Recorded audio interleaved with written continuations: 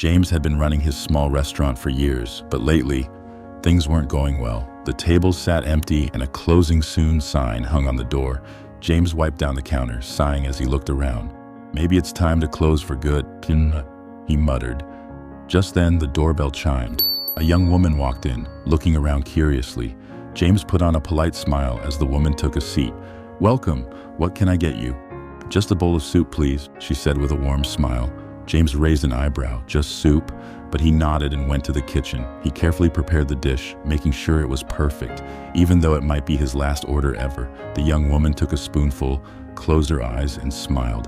"This is amazing," James chuckled, shaking his head.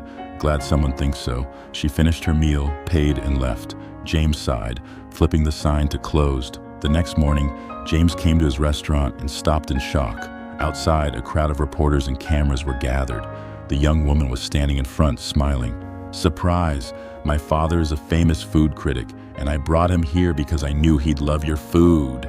The crowd parted, revealing a well-dressed man stepping forward. "I had your soup last night. Best I've had in years. Expect a 5-star review."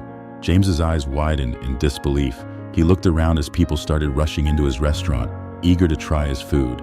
Tears filled his eyes as he flipped his sign back to open. You never know when your hard work will pay off. Sometimes, all it takes is one right person at the right time. Never give up on your dreams.